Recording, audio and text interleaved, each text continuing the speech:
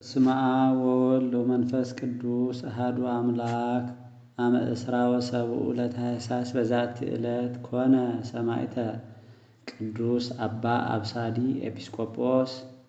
ሓደ አምላክ ብዝኾነ በአብ በወልድ በመንፈስ ቅዱስ ስም ዕለት 27 በዛ ዕለት እዚኣ ቅዱስ አብሳዲ ኤጲስቆጶስ ሰማዕትነት ዝተቀበለሉ መዓልቲ ምዃኑ ናገር። አሜሃ ሰወ ሰምአ ዜናሆሙ ዲዮቅልጥያኖስ ንጉሥ ለኤጲስቆጶሳት አብያን አባ አብሳዲ ወአባ አላኒቆስ ዘላዕላይ ግብፅ ከመ እሙንቱ ያጽንዕዎሙ ለሕዝበ ክርስቲያን ውስተ ሃይማኖት ርትዕት ዘእግዚእነ ኢየሱስ ክርስቶስ ሎቱ ስብሐት ወይስዕሩ አምልኮ አማልክት ወፈነወ ላእካነ ወአብጽሖሙ ሀቤሁ ወኮነኖሙ ኩነኔ አብየ። ወቅዱስ አባ አብሳዲ ሰአሎሙ ለላእካን ከመ ይትአገሥዎ አሐተ ዕለተ ወሰርአ ቅዳሴ ቁርባን ወመጠዎሙ ለሕዝቡ ምስጢረ ቅዱሳት ወመሃሮሙ ከመ ይጽንዑ ውስተ ሃይማኖት ርትዕት ወእምዝ ተአምሆሙ ወወፃ እምኀቤሆሙ ወገደፈ ነብሶ ውስተ እደ እግዚአብሔር ወሆረ ምስለ ላእካን ወወሰድዎ ሀበ አርያኖስ መኮንነ እንዴናው። ዲዮቅልጥያኖስ ጫካን ዝነበረ ገዛእ ናይ ሮም እዩ። ናይዞም ኤጲስቆጶሳት ዓበይቲ ኤጲስቆጶሳት አቦታት አባ አብሳዲን አባ አላኒቆስን ኣብ ላዕላይ ግብፂ ዝነበሩ እዮም። ናይዚኣቶም ነቲ ህዝበ ክርስቲያን ብእምነት ሃይማኖቱ ንኸጽንዕዎ ዝሰርሕዎ ዝነበረ ስራሕ በቲ ሓቀኛ ሃይማኖት ናይ ጎይታና ናይ መድሓኒና ናይ ኢየሱስ ክርስቶስ ክብሪ ምስጋና ይኹን ነቶ እምነት ከጽንዑ ነቶም ኣምልኾ ጣዖታት ከሓዲጎም ክርሕቑ ከም ዝሰርሑ ዘለዉ ምስ ፈለጠ መልእኽተኛታት ልኢኹ ናብኣቶም ወሲዱ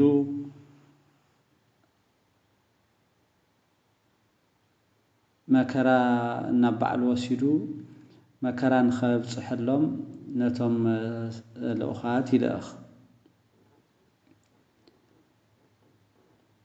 ኣብቲ መከራ ዝበፅሐሉ ሰዓት ቅዱስ አባ አብሳዲ ነቶም ልኡኻት ከምዚ ይበሎም፣ ንእሽተይ ተዓገሱኒ ንእሽተይ ጽንሕኒ ኢልዎም ቅዳሴ ሰሪዑ ንህዝቡ ቁርባን ኣቕሪቡ ምስጢር ቅዱሳት ፈጺሙ ኣጆኹም ጽንዑ ብሓቀኛ እምነትኩም ጽንዑ ኢሉ ሰላምታ ሂብዎም ገዲፍዎም ኢዱ ንእግዚአብሔር ኣብ እግዚአብሔር ሓደራ ሂቡ ማለት እዩ። ምስቶም ናይ ንጉስ ልኡኻት ኸደ ናብ አርያኖስ መኮንን እንደናው ዝበሃል ናይ እንደናው ዓዲ መኮንን ዝነበረ አርያኖስ ዝበሃል ማለት እዩ። ወሰወርኤ መኮንን ገጾ ለአባ አብሳዲ አንከረ ማርአያሁ ወግርማሁ ወተራረሃ ሎቱ ወይቤሎ አንተ ብእሲ ክቡር ወግሩም መሃክ ነፍሰከ ወስምዐ ቃሎ ለንጉሥ።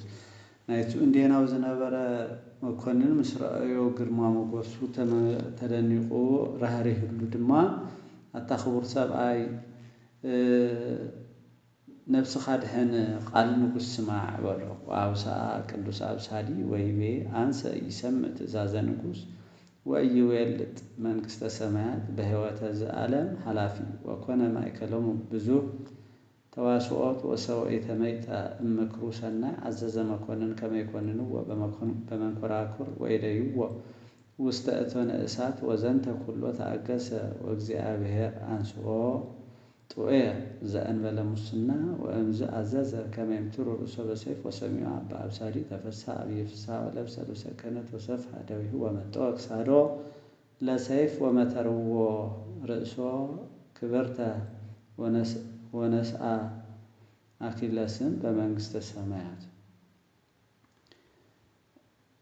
ቅዱስ አብሳዲ ኣነስ ነቲ ትብለኒ ዘለኻ ብናይዚ ዓለም እዚ ክብሪ ኢለ ኣይልውጣን ነታ መንግሥተ ሰማያት በሎ እሞ እዚ ዓለም እዚ ሓላፊ እዩ ንስ ዘይሓልፍ ጸንዐ ብምባሉ ብዙሕ ክርክር ኮይኑ ድሕሪኡ ግን ካብ እምነቱ ከም ዘይምለሰሉ ምስ ረአየት መኮንን ዓብዪ መከራ ንኸብፅሕሉ ብሓዊ ገይሮም ክቃጽልዎ ናብ መንኰራኵር ገይሮም ከሳቒይዎ ኣዘዘ። ግን ንሱስ እግዚአብሔር ብዝሃቦ ጽንዕ ሓይሊ ተዓገሰ ዳ ንዝኹሉ መከራ ካብኡ አልዒሎም እግዚአብሔር ብጥዕና ስለዘውፅኦ ካብኡ ርእሱ ክሳዱ ንክመትርዎ አዘዘሞ ብሰይፊ ክምተር ምዃኑ ዝፈለጠ አባ አብሳዲ ዓብዩ ተሓጒሱ ልብሰ ክህነቱ ለቢሱ አእዳው አሳፊሑ ክሳዱ ሃቦም ይብል ብስም ክርስቶስ ንዝቕበሉ ጸጋ ከም ዘለዎም ብምእማን ተሓጐስ ሕጐስ ሰማዕታት